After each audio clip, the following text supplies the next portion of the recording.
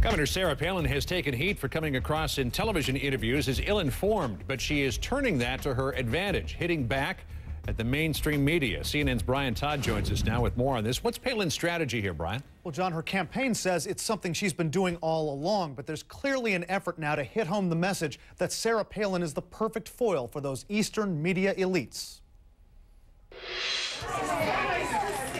Back on her turf, connecting with the GOP base on talk radio, Sarah Palin counters the fallout from her TV network interviews. Her message? Those elitist critics don't like me because I'm just like you. It's time that normal Joe Six-Pack American is finally represented in the position of vice presidency. And I think that that's kind of taken some people off guard, and they're out of sorts, and they're ticked off about it. Palin pounds the regular gal theme.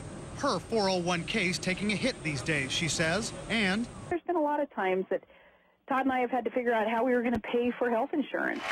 That puts her on the outs with the Washington elite, says Palin, who don't like the idea of a working-class American running for high office. I think she's trying to take a liability and turn it back into an asset. She hasn't looked completely well-versed on some policies.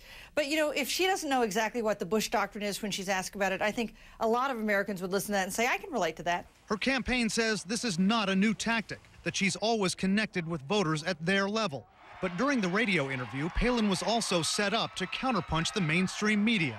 The Gibson and the Corrick interview struck many as sort of pop quizzes designed to embarrass you as opposed to interviews. Do you share that opinion?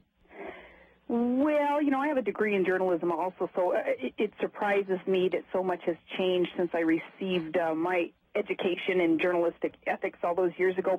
Analysts say this is a tactic Republican campaigns have used successfully for years.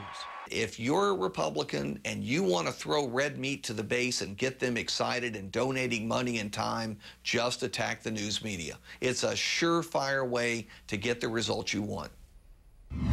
Still, Palin has gotten a barrage of criticism in the media over a period of only about a week and a half. Her defenders say she had to counter it somehow, but it's the way she's doing it that's interesting here. Analysts say this regular gal portrayal is one way the McCain campaign is targeting those Hillary Clinton supporters who have not all migrated to Obama yet, specifically blue-collar folks who voted for Clinton in the primaries. That's also that Joe Six-Pack audience as well, John.